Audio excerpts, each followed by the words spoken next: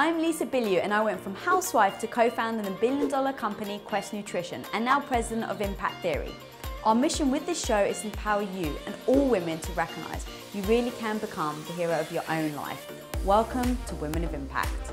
Today's Women of Impact's ticket to life was far from an admission into Disneyland, but instead a first-class ticket to the funhouse. She found herself going from the merry-go-round of abuse to the mirrors of self-distortion to the rooms of warped perspectives, and the exit sign was nowhere in sight. From bullying to panic attacks to anxiety to domestic violence, this woman was spinning faster than the teacup ride. But instead of allowing it to break her, she used it as a tool and as a result earned her resilience from her adversity and learned her courage from her fears. Now creator of Primal Yoga, she leads trauma-informed yoga retreats and workshops all around the world, teaching other trauma survivors how to reclaim themselves through movement. Quickly understanding, though, that the body is just one part of the equation, she went on to author the incredibly empowering book, The Courage to Rise, a tool guide, if you will, on how we can use movement, mindfulness, and healing foods to triumph over trauma. So please, help me in welcoming a certified domestic violence advocate counselor, a martial artist, a mum, an author, a teacher, and the host of the upcoming podcast, Falling Up. The woman that is showing the world what it takes to rise, the courageous Liz Arch. Thank you so much for having me. Thank you for that introduction. introduction. Welcome to the show, of course. My pleasure, my dear. I want to start, the way you've structured your book is so incredible. And so I actually wanted to structure this episode like you did your book. Perfect. So you've got 4 parts to it. Yes. The first part is discussing what trauma is. Yeah. And the backstory of how we all have developed trauma in some way, shape, or form. And then breaking it down into 3 parts, the body, the mind, and the gut. Yeah. So let's start with trauma. Yes. Talk to me about trauma. In fact, I actually have a quote from you that I'm going to start with. So you said, trauma began shaping me in an early age, slowly grooming me into a person I didn't like or recognize. My trauma was a masterful shapeshifter that cloaked itself into many disguises. A devastating natural disaster when I was 5 years old, bullying when I was a teenager, and domestic violence when I was an adult. I thought that post-traumatic stress only came with war, and since I had no combat experience to my name, I declared myself the enemy. Yeah. Yes. So I didn't even have a context or a framework for what trauma was. I didn't know that I had experienced trauma. So I was experiencing all these different symptoms, like debilitating anxiety. I was later diagnosed with panic disorder and agoraphobia, where I felt afraid to even leave my house, to go to the grocery store, to get on an airplane. So it's just my world dramatically started to shrink. I would have rage responses, hypervigilance, and all of this I would have since I was a little girl. And I just had no context of what I was experiencing until I understood. I picked up a book by Bessel van der Kolk called The Body Keeps the Score, and it's all about trauma. And basically one of the premises is, and the premise of my book is that everyone experiences trauma in some degree to varying degrees, and it can shape our lives in very insidious ways. And so just that piece of understanding that we've been through trauma can be deeply, deeply healing. And that was really the first part of my healing, was understanding that I had been through trauma. And so I started researching also trauma-informed yoga. And then when I started learning about trauma-informed yoga, even though I'd been a yoga teacher for years, but I didn't even know what trauma-informed yoga was. Then I started, encountering and learning about and reading all of these really amazing pioneers that are in the trauma field and looking at trauma and how it impacts our bodies. How do we identify the trauma in the first place? So for you, it was the book, you were doing yoga, but let's say someone doesn't have that frame of reference or knows yoga, or what are a few things that you would say to them to identify that they have trauma that they haven't dealt with? And then second of all, how do we start to unravel it when it's so sometimes deep-seated into who we believe we are today? Well, first I say that trauma is not necessarily an event itself, but it's how our nervous system organizes around an event.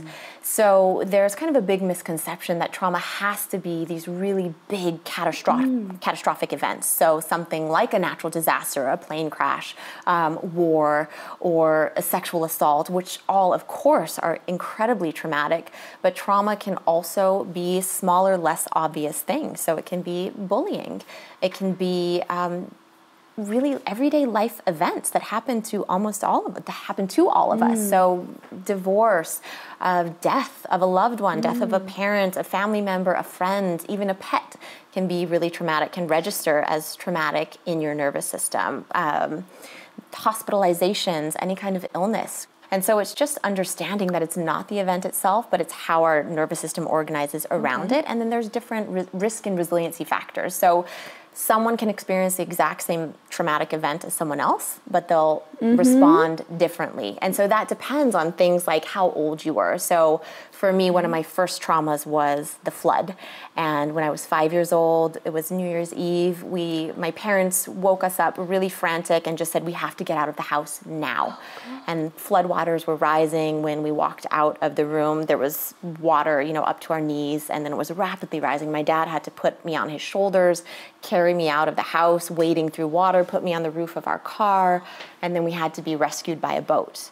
But my sister was 3 years older, and so she had, in a nervous system level and a brain development level, she was a little more developed than I was. And so it impacted her differently than it impacted me. For me, it started creating this sense of chronic unsafety and unpredictability of like nothing in my environment is safe, and this could happen again at any time.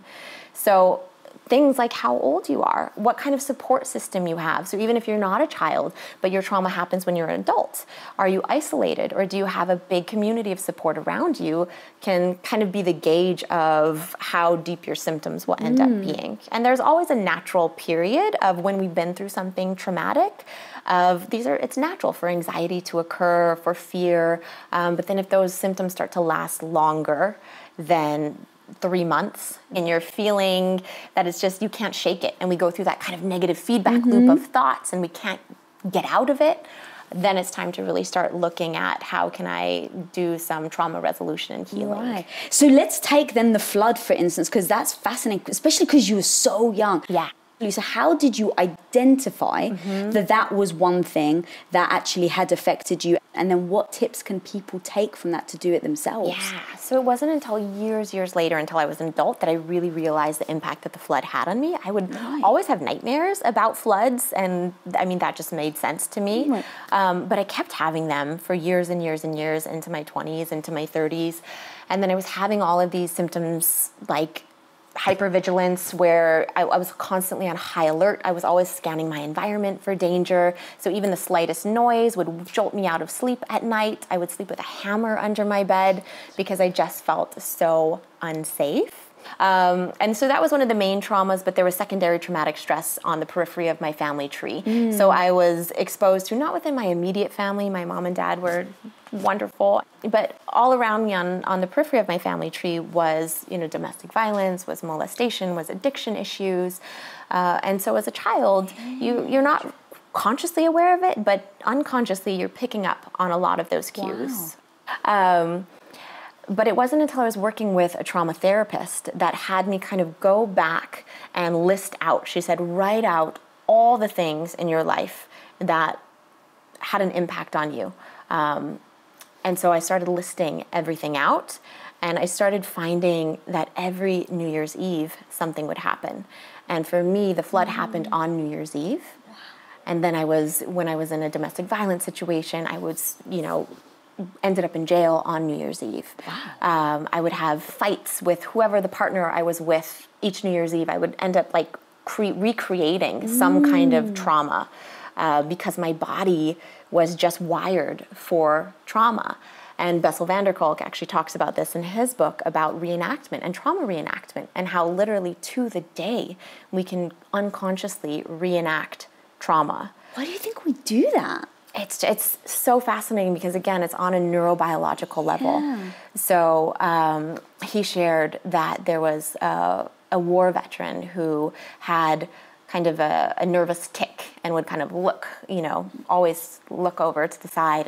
They thought it was Tourette syndrome. But when he started kind of unwinding and going deeper, it was the motion of when he would throw grenades. And so it would be this kind of grenade throwing. And so there's just things that our body stores. Our body really stores. Wow. So you were reenacting it every New Year, not really consciously realizing that you were doing it until you had to unpack everything. Yes. Yeah. So it was just on a nervous system level, because what happens when we've been through trauma is our higher thinking brain, our neocortex, essentially goes offline. So we're living from our primal fight or flight brain. So we have our reptilian brain, and then our mammalian brain, and then our neocortex, which forms last. And when we're under traumatic stress, that higher brain just kind of flips its lid. And we can't process rational thought, so it doesn't live on that rational level. It lives on the deepest level.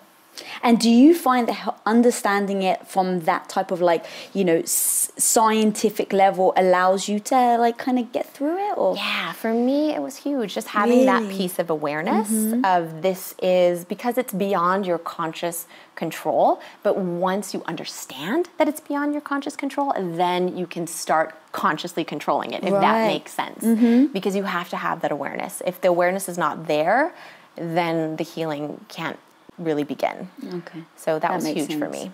So, you'd been in an abusive relationship, you'd broken out of it, you spent years working in yourself, and then you found yourself back in that same situation. So talk to me about that, because I think that that's what a lot of people fear just in general. When you're making a change, when you're overcoming something, you so fear going backwards. Yes. And that can really be detrimental, I think, to any future progress. So talk to me about that evolution and then how you found yourself back in that and how you got out of it. Yeah, so it's kind of like that idea of hitting rock bottom. And once you hit rock bottom, you're like, okay, this is it. And that's what I thought I had hit. And then just a few years later, I was right back there, and my bottom had bottomed out even further. So what I always like to say to people that I work with is healing's not linear. And part of the biggest obstacle to healing is shame. And so when we feel like we've taken, one step forward and then 2 steps back or 10 steps back, that can feel really, really detrimental, really harmful, and it can just create this cloud of shame. And shame, what it does is it shuts us down, it shuts us up, it collapses us into a freeze response, into kind of wanting to shut off and hide from the world. And that's where I went. And so it's just understanding that because trauma reenacts itself, and that's essentially what was happening, because I understood what domestic violence was, but I didn't understand it within the context of trauma. So I didn't understand that unconsciously I was seeking out the same type of person who had harmed me. What felt safe to me in my nervous system was actually very unsafe situations, because that's what I was used to. So I was going back to these dangerous situations, these toxic relationships, without really knowing that that's what I was doing. So just having the awareness of this is what's happening enabled me to start to break that cycle. Yeah, God, that's powerful. Yeah. Okay, so let's take it into the 3 sections now of the book. Yes. Take me through what made you break it into these 3 components, and then let's start from the body. Yes. So it really is just a guide for healing unresolved manifestations of trauma. So I really wanted to look at where does it live? And it starts for me with the body. We're a fully integrated whole. So looking at the body and then looking at bringing our neocortex, bringing our higher thinking brain back online, starting to integrate the two. And then the last piece of my healing was the gut. And there was no kind of trauma resources out there that I had read that addressed how the foods that we could be eating could be exacerbating some of the symptoms that I was feeling, like anxiety, like panic, like depression, and how the foods we're eating can be our greatest medicine. So I hadn't seen that in the context of trauma before, and that was my own healing journey. And so that's just what I outlined. And it's just one healing path. So for me, the book is take what works for you. Right. And some of these things are going to really, really work for you as an individual. And some things you might say, I'm going to pass on that one. So it's not the only path. It's one path of many paths. But it's really empowering and important for me to empower people to be their own best healer and to say this works, this doesn't. I love that so much, because that's what you've done to yourself. Yeah. Is that you've taken elements of what has worked for you. How do I heal myself? Oh, it's the gut. Okay, I need to put this in. Yeah. Oh, it's the mind. I need to do this. Talk to me about that, because so many people just will walk blindly into a doctor's and follow their lead. And it's not that I think doctors are evil or anything like that. It's just they have a narrow vision of what is going on. Absolutely. But people don't understand that or get that, or then take ownership over being the fixer. Like, I'm going to find it myself. Yeah. What made you do that in the first place? Yeah. And then what tips can you give other people to not follow doctors blindly and actually ask the questions? Yeah, so I think the most empowering thing we can do is do our own research. And I always advocate for seeking support wherever you can find it, but also listen to your gut and find what intuitively feels right. So for me, I went to several different doctors, and if you go to a surgeon's job is to cut. So that's what they're going to tell you. So when I had a hip injury, I went to a surgeon and he said, we have to cut. I went to a physical therapist, their job is not to cut. He told me, no, we don't need to cut. We can do this, this, or that. So exactly like you said, whoever you go to is going to have their very narrow scope. So I think it's really helpful to go to so many different areas and then find what works for you and find where the information overlaps, what makes sense from each, and then just really trusting your own innate wisdom. So when I was at the height of my panic disorder, I sought out a top cognitive behavioral therapist, just really highly rated. They were kind of the best of the best, charged, top dollar. And at that point, I had not a lot of money, no savings, was scraping by, just paying, like living month to month. Yeah. And so even just to come up with the $200 that it cost to go see this CBT therapist was a lot for me. But I went in with a lot of hope because I just thought this person is going to heal me. And I left with less hope than I went in with. And it was the most discouraging hour of my life, because when I went in, he took away my hope and he said, okay, you have panic disorder. My goal was to get on an airplane and for an upcoming trip. And he said, you're not going to be able to get on that airplane without having a panic attack.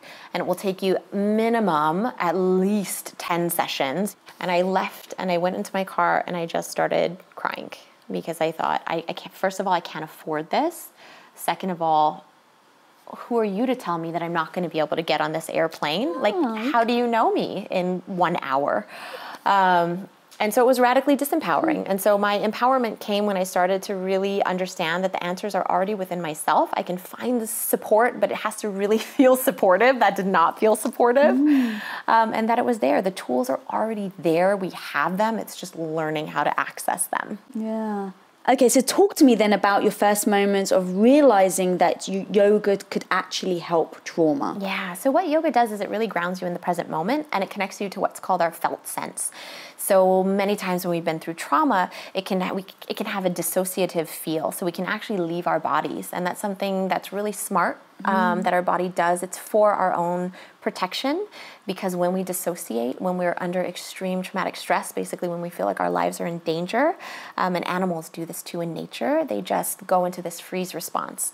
And that floods your body with actually feel-good hormones that numb you out, so you don't feel the pain of an impending attack. So this happens a lot with sexual assault survivors. They dissociate quite often. And so, but when we live in this chronic state of freeze, then we're not actually living, because we're not feeling. So for me, to live is really to feel, and to feel is really to heal. So yoga gives us that ability to start to feel again in a really safe way, in a really safe container, where you can start to sense, okay, sensations in my body. And when you've been through something like panic disorder, which is what I experienced, I was really afraid of physical sensations. So if I would feel my heart rate, that would make me scared, and that would trigger a panic attack. So yoga gives you this opportunity to sit with uncomfortable sensation and know that you can breathe through it, know that all sensation does is go a little higher and then it lessens. But that nothing horrible happens as a result. And if we can sit in the discomfort, we can start to heal. Yeah, I love that. How do you get people to sit in the discomfort though? Because no one wants to be uncomfortable. Exactly. So how do you actually do that? Well, one of the really it sounds really simple and almost rudimentary, but it's just employing a countdown if you're in a pose. So with post-traumatic stress disorder, it has kind of no beginning, middle, or end. So if you're in a flashback, it feels like it's something that happened years ago. It feels like it's happening in your body right now, present time. And so just counting out the length of a pose, we're going to be in Warrior 2 for 5, 4, 3, 2, 1, and then it's over. So we start to just create a timeline, and sequentially in a class, creating a class arc. So there's always a beginning, a middle, and an end, because in trauma, there's no beginning, middle, or end. It just is an ever-present now. So learning, again, that sensations have an ending. They have a beginning, they have a middle, they have an ending. Can start to, on a nervous system level, reprogram that sense of skewed time. Have you ever seen them, people in those moments, get emotional? Yeah, absolutely. And it's such a beautiful thing to witness and to hold space for. Because a lot of times what we're dealing with is really repressed emotions. And when we repress things, our body starts to find ways to communicate that, hey, something's not right here. So that might be through chronic fatigue or muscle tension or insomnia or anxiety or skin issues, eczema, rashes. All of these things can be a result of really repressed emotion, whatever it is that we're shoving down and don't want to come to the surface. And so being able to kind of witness and facilitate a release is so powerful to witness. I used to think what you're saying was really woo-woo. I'm going to be honest. Totally. I was like, that doesn't make sense. Like, if my mind, like this, I didn't understand the mind-body connection. So I just like, that's just too woo-woo. And then I went through the health issues, and I live a very high-paced lifestyle. And so somebody was basically like, you should start yoga. So I had the first yoga class, one-on-one teacher. And at the end, I started crying.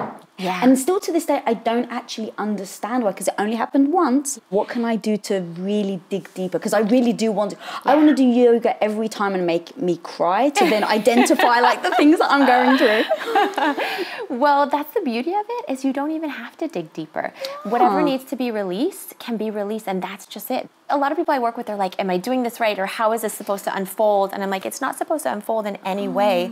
It's just what unfolds is what unfolds. Whatever is releasing is what needs to be released. And that's it.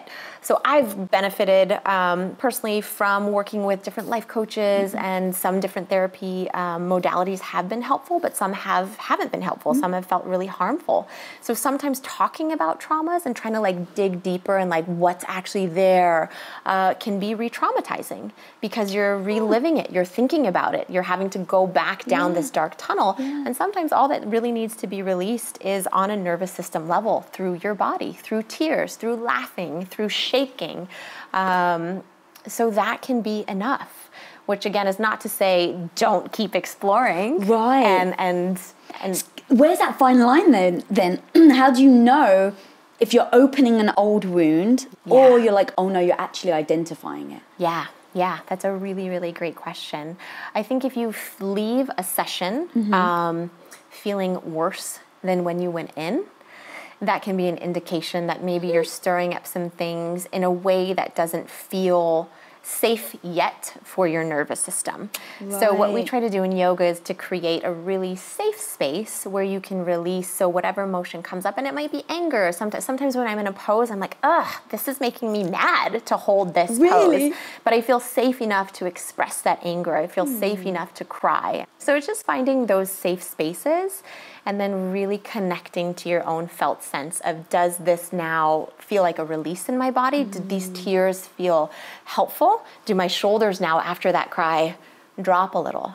Or is this kind of like a tensing, creating more pain, creating more tension, creating more sympathetic nervous system activation in my body? How do you know then when you're teaching somebody if you're pushing them too far or whether they do need to be pushed more? I really try to let it be guided by whatever the person's going through. Okay. So I never really like to push anyone into anything, because that can also be really disempowering. Yeah. So when you've been through trauma, especially when you've been through domestic violence, and domestic violence is all about power and control. So it's all about someone telling you, this is how you should look, this is how you should behave, this is when you can go out, when you can't go out, these are the people you can see or can't see. And then if you go into yoga class, and by the way, yoga can feel disempowering too, depending on who you're going to. But it can feel very unsafe if a teacher is pushing you into a pose or saying you have to hold this for this amount of time. So what we do in trauma-informed classes is really give you choice. We give you choice where you want to set your mat up in the room. Some people feel safe in a corner. Some people don't feel safe if their back is to a door or a window, because they don't know who can come into that door or through that window if that's been part of their trauma.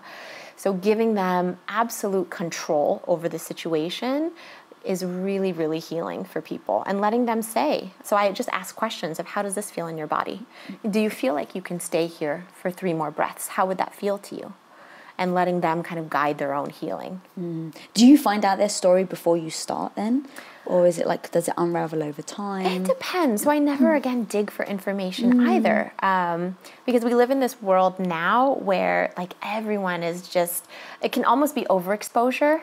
And when you're not in a grounded state to share your story, it can feel really re-traumatizing to share it again or to speak about it over and over again. So we just really work on a nervous system level, on a body level. Yeah. And how much do you find that because you've been through it yourself, that you're able to use that to implement like tactics now for your clients? I think for me it just creates empathy, because every person that I work with now, I have, before I went through panic disorder and all the things that I experienced, I didn't really have a lot of understanding or empathy for people that were going through, say, something like depression.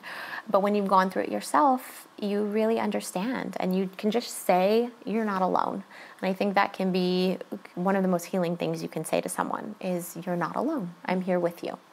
And I can't do more work than you, but I will work just as hard with you. That's beautiful. Yeah. Okay, so let's transition to the brain now. Yes. So talk to me about how you use the brain to heal with combination of the body. Yeah. So yoga connects brain and body, which is what I love about yoga. But for me, meditation and practicing mindfulness was really huge in my healing, because very similar to the body, it's just learning to be present to whatever is around you, whether it's uncomfortable, whether it's unpleasant or not. And then there have been a lot of studies, so it's not just woo-woo stuff too. And I was very much like, this yoga is too woo-woo, this is too hippy-dippy, it's not my thing. So what I love is the research part of it. And so there's so much research about how mindfulness actually changes our brain. And they've done MRI scans on people with just 8 weeks of daily meditation, just 20 minutes a day, can actually start to change structures in your brain and elicit kind of this, what's known as the relaxation response. So it can pull us out of this fight or flight, sympathetic nervous system, fear response, and evoke relaxation on the deepest level. Yeah. Talk to me about fear. I love your acronym for it. Well, there's 2 ways that you can say it. Yeah. Basically, you can say, fuck everything and run, or face everything and rise. And for me, I have fear all the time. And it can be really detrimental when people are like, be fearless. Because fearlessness, who's fearless? There's no one that's fearless. And if you are, you're lying. So for me, it's like, feel fear, but do it anyways. And one of my other friends was sharing with me that fear is wetting your pants. And courage is showing up to the party with wet pants, you know? So it's like, can we feel the fear and move into it rather than run away from it? Yeah. I have a sweater that actually says fear less. Because I'm the same. It's like, no matter how much I try not to fear things, because I've tried to, I just keep failing. So it's like, it's not actually about eliminating it. It's just reducing it and then figuring out how to handle it when it does come. So I actually have another quote from you about fear. Courage is looking fear into the face and saying, I'm going to step into you. Yes. So how do you actually do that? This is my life's question, my life's mission. For me, it's why the book is called The Courage to Rise, because I've fallen down on my face over and over and over again. And I really, truly believe that it's those missteps and it's those falls that create our resiliency. Our trauma creates our greatest resiliency, and to be able to turn our pain into our greatest power, into our purpose, that's what fear can teach us. And so what I've done for myself is, instead of looking at fear as the enemy, I've tried to really befriend fear.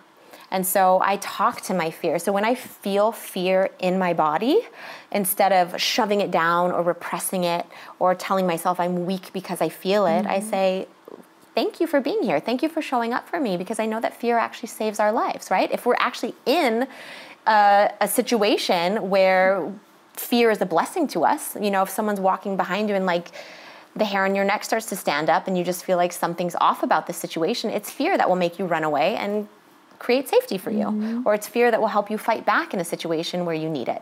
So fear can be an ally, but it's knowing the difference when fear is holding us back or when fear is actually, there to save us. So I talk to my fear and I say, thank you for showing up. And in moments where I really need it, I say, thank you for showing up. I need you right now. And we're going to mobilize together. And in moments where I feel like I don't need you in this moment, this is a job for my courage, not my fear. I just say, thank you, fear, for showing up for me. And I don't need you, though. I've got this. How did you get to that point? What are those first steps into really believing it? Because if I tell myself, like, thank you, fear, for showing up, how do I actually emotionally feel that eventually? Yeah. So it's starting to learn how to regulate your nervous system, because when we're in a chronic state of stress or this fear response, our body feels and our brain feels fearful all the time. Even if, say, in safe situations, we still feel like there's danger here. So learning how to regulate our nervous system by evoking the relaxation response, using tools like mindfulness, using tools like yoga or like Tai Chi or Qigong can actually help on a nervous system level, because we still respond like fight or flight response is wired in us on a primitive level. But back in the day, if we were attacked by a tiger, that was the real threat. And now our body still processes the same thing if we get an email from our boss that says, come see me now. And our body physiologically still responds as tiger attack. Right. And so it's just learning how to discern between the two. And we do that, again, just through starting to breathe, regulate our nervous system, taking really deep diaphragmatic belly breaths. So one of the tools that you can use if you're in a fear response is just to breathe. Check in with your breathing, because breathing starts to get shallower and moves into our upper chest when we're in a fear response, when we're in fight or flight. So breathing down into your lower belly, into your diaphragm, can be really diffusing of the situation. Wow. So in that moment, tell yourself, how am I breathing? Breathe deeper. Yeah. Just check in and just ask yourself, on a mental level, is this a life-threatening situation? And then say, no, it's not. But my body is responding as if it is. So how can I now address my body? Take some deep belly breaths. One hand on your belly, one hand on your heart, even soothing touch. We can place our hand on our forehead. But it's just finding those tools that you can use anywhere you are. And the breath is one of the easiest, most powerful, most effective ways to tap in. There's also acupressure points. When I'm feeling anxious, there's one that you just take your fingers, 3 fingers down from your wrist. And then there's kind of these 2 bands of, so you just place your thumb there and just gently press. Really? And that can help also just bring your nervous system into more of a parasympathetic state. That's so impressive. I love tips like that. Yeah. And then just the power of belief with the brain is so incredible. Yes. And I've heard you tell many stories about how you didn't think you could do something, a pose or something like that, and then you just woke up and you're like, I'm going to do it today, and you just did it. Yeah. So talk to me about the power of belief and how people adopt that and why it's so powerful. Yeah. I believe that mindset is everything. It's everything. Our mind is so powerful. It can be our best friend or our worst enemy. For me, it's been my biggest enemy for most of my life. And so just finding ways to get out of that negative feedback loop of whatever the thought may be, like you're not enough, you're not good enough, you're not strong enough, you're worthless, all of these things that I've said to myself over and over and over. It's just breaking out of that feedback loop. And one of the ways I've done it is through mindfulness, of just actually becoming the observer of my thoughts rather than getting caught up and identifying with my thoughts, but being able to kind of take a step back and say, oh, that's just my brain doing what it does, but that's not actually me. That's not actually my true self, my true nature. That's just the monkey mind doing its thing. So you can kind of remove yourself from the circus of it all by just taking a step back and observing. Yeah. Acknowledging that it's the monkey mind makes such a difference, I think. Yeah. I can't remember who said it, but like, if you believe you can, you can. If you believe you can't, you can't. Absolutely. And I think that I try to like keep that as the through line in my entire life, because every time I tell myself I can't, I'm just like, well, you're never going to then. Yeah. You've defeated yourself before you've begun. Yeah. And I'm sure for you, because you wrote this book when you were pregnant, correct? Yes. And you spent a year, so like having to write a book, the pressure of that from a publisher standpoint, and then being a first-time mother, how do you navigate those both together? Yeah, it was really challenging actually writing the book while I was pregnant, because on a personal level, I was going through a lot with my partner.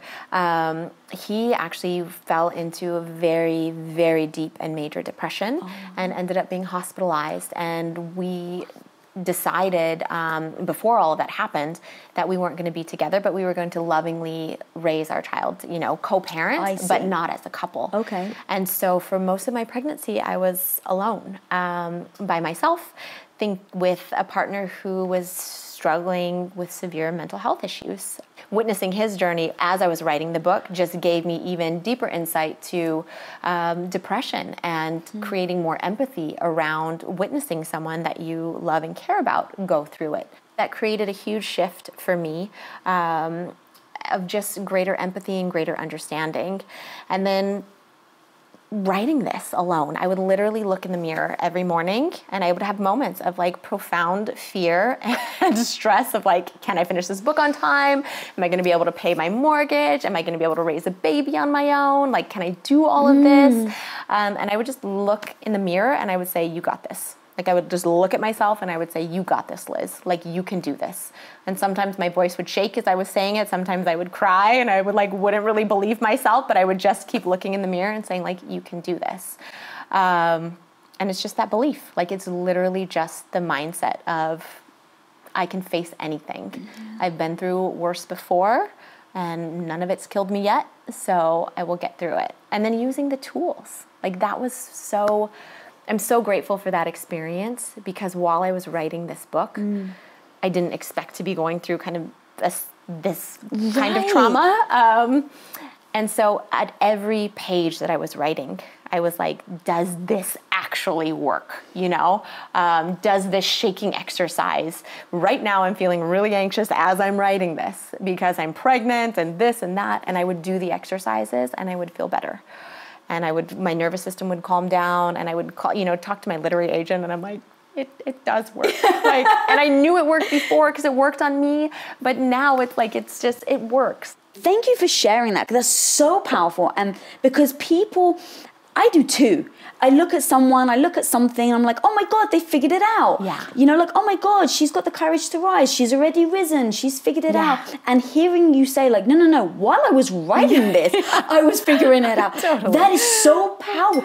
To me, that's way more powerful than saying you figured it all out. Yeah. And it's like, it had worked in the context of what I had been through before, but it was just another opportunity of like, okay, does this work in this new traumatic situation? Right. And it did. And then it also changed. Different things shifted. And I was like, this is what I need in this moment. And this is what works for me. Women are much better at sharing their emotions, typically, than men are in our culture. And so now we're able to create this space for our son where we encourage his feelings. We encourage whatever it is that he's expressing to express it. We validate him rather than, don't cry, stop crying.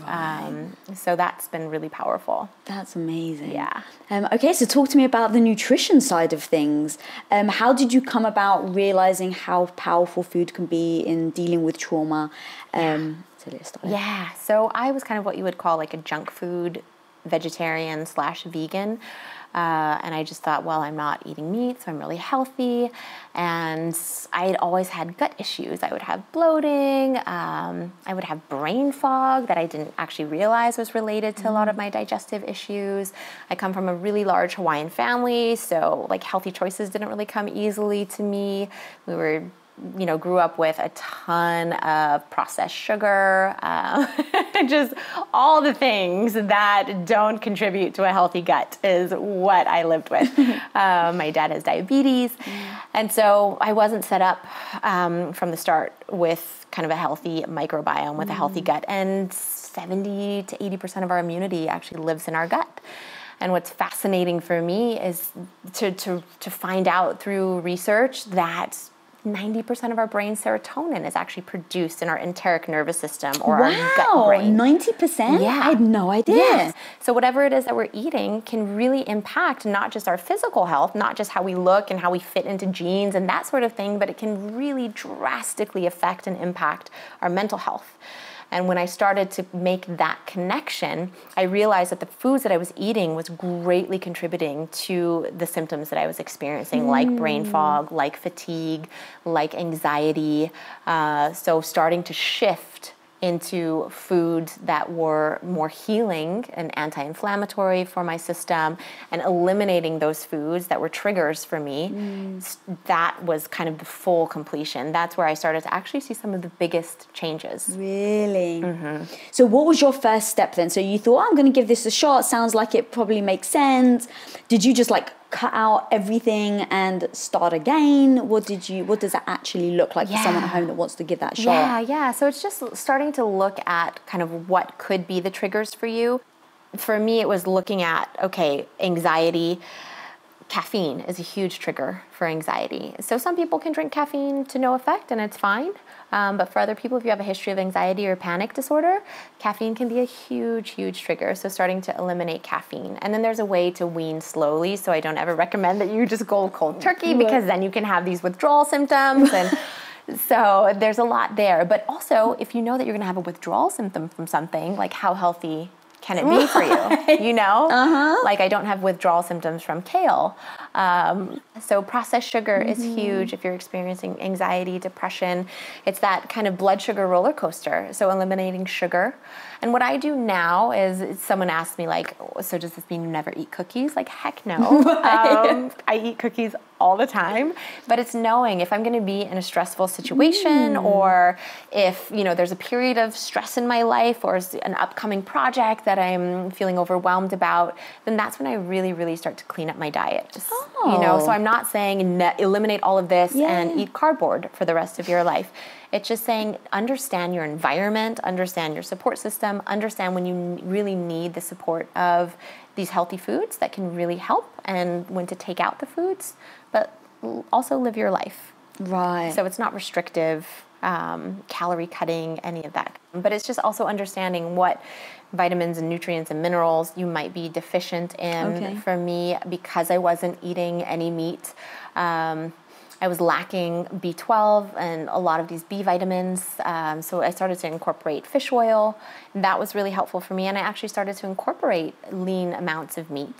And that was really helpful for my body. And then fermented foods, probiotic foods. So just rebuilding your gut with beneficial bacteria. So it's all kind of laid out in the book. That's what I love about your book is it really is a guide. And in a way, it's so much information is just coming at us from every angle about what to eat, what to do, how to do things. Don't do this at night, don't do this during the day, eat this at this time. And it can become extremely overwhelming. And I love that you break down like specific things. So like, for instance, coffee to anxiety, that's so powerful because people may not even realize it. And so people can then test it themselves. Yeah, absolutely. Right. And find what works for you. Right. And if you're not a person that needs to cut out coffee, then don't cut out your coffee. Yeah. Keep it. So going to then the microbiome, what else do you suggest people should feed that has made a difference? And I get that everyone's very different. Yeah. But let's say that you suggest is a good food to fuel yourself for clarity. Yeah, so one food group that I really love is, as I mentioned, fermented foods. Fermented foods are filled with probiotics. So that's this beneficial bacteria that helps our gut. So things like kimchi, sauerkraut, there's a ton of different fermented foods, kombucha, although that can be very sugary, so I tend to kind of lay off the kombucha and more go towards things like kimchi. But also you can take it in supplement form, so you can take powdered probiotics or capsules. So probiotics is a big thing for me. And then for me too, it's also incorporating a lot of leafy green vegetables, getting vitamins and minerals where you need it, eating fatty fish, so omega-3s for brain health. There's a mountain of research about how beneficial healthy fats are for your brain. So healthy fats like avocados and olive oil are really, really wonderful for just tuning up our brain, not only physical health, but also mental health. And then looking at things that might be sensitivities for you. So things like gluten can be triggers for people. Sugar, like we talked about, caffeine. So there's a lot of things to take out, and then there's a lot of really simple things that you can add in. And then anti-inflammatory spices. One of my favorite spices is turmeric, which can also help people with pain, with inflammation. So if you're dealing with chronic fatigue or muscle tension or chronic pain, that can be really helpful. It's find what works for you. So test it out. Find what works for you. And what works for you is not going to work for everyone. Yeah. And I never trust anyone that says this way is the only way. I'm like, you're bullshit. Exactly. Okay, so if there are 3 things that people could do right now to make a change in their lives on the body, the brain, and the gut, one in each category, what would you suggest is those first steps for people to take? Yeah, so body, I would say just connect to your breath. That's the biggest thing. And it's so simple, it's so powerful. You can do it anytime, anywhere. So if you're driving, if you're in traffic, just check in. How am I breathing right now? Where does my breath live? Is it in my upper chest? Is it in my throat? Is it in my shoulders? And then see if you can bring it down into your belly.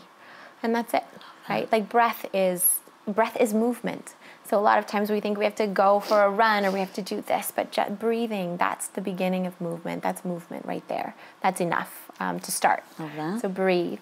And mindfulness is just bringing mindful presence into whatever it is you're doing. So if you're washing the dishes, it's being singularly focused on washing the dish and feeling the texture of the dish, feeling the temperature of the water, smelling the scent of the soap, but being fully, wholly engaged in whatever it is that you're doing in the present moment. That helps to kind of pull us out of this feedback loop of either getting stuck in the past or projecting fears into the future, but just be here now, whatever it is that you're doing. And then for the gut, I would just say, start to notice when you eat something and track it for up to 2 days. That's where it can get a little tricky because we can have food sensitivities to something, but it can take up to 48 hours to actually show. So if we eat a pizza 2 days ago, we might have a headache 2 days later, but not connect the two. But really just starting to understand how your body works with your own food triggers can be really, really helpful to start crafting a plan out of it. I love that. I'm so into biohacking right now. And so I've got the Aura Ring. And so I'm tracking my sleep. I'm tracking my activity. I'm tracking my heart rate. And it's really helping me because you can also put notes in the section to say what you did that day. And so I'm trying to find a correlation between digestive issues and how my sleep pattern is and why I wake up tired. Even sometimes when I get 9-10 hours sleep, I wake up, I'm exhausted. But going to really figuring that out. And I think that that's where people stumble because it's a hard work. It is a lot of work. And to be honest, if I wasn't as sick as I have been, I don't know if I would put that much time into it. But the beautiful thing is, and maybe you found this as well, once you start making a change, and you start seeing the positive effects. Yeah. Then you kind of like, it's encouraging to keep going and try it again. Yeah. And unfortunately, that's what happens is like we wait until our body actually breaks down before we make a change. But when that happens, it can lead to powerful transformation and breakthrough because you're like, I can't do this anymore. Right. My body literally just said no to me. Like my body said no more. We need to change. So I like to say, as much as possible, try to practice, preventative medicine for yourself. But it's hard to do. It's hard to do in practice. Yeah. Yeah. Well, with your book, you've just made it easier for people to do. Thank you. So where can people find the book? Where can people find you online? Sure. So my website is lizarch.com. I'm on Instagram at lizarch. The book is available wherever books are sold online, Amazon, Barnes & Nobles. All right. And the last question, what do you consider your superpower? My superpower is my resiliency. I really, really truly believe that our pain creates our purpose, and everything I've been through, if I can use it to create meaning for me, then I've done enough. So that's amazing. Yes. Guys, you've got to go out and check out this book. It is phenomenal. As you heard just now her say, this is pretty much an example of how she was able to heal herself. And so go out, get this book, learn how to get courage within yourself, because let me tell you, when there's a moment where you're feeling weak, you want to know that you really can get through it. So guys, go out and get it. If you're not subscribed, click that subscribe button. And if you're not following me, follow me at Lisa Bilyeu. And until next time, guys, go be the superhero of your own life. Thank you. Thank you. What up guys, Lisa here. Thanks so much for watching this episode. And if you haven't already subscribed, click that little button right in front of you. Click, click, click away. We release episodes every Wednesday, so be sure to get notified. Till next time, go be the hero of your own life.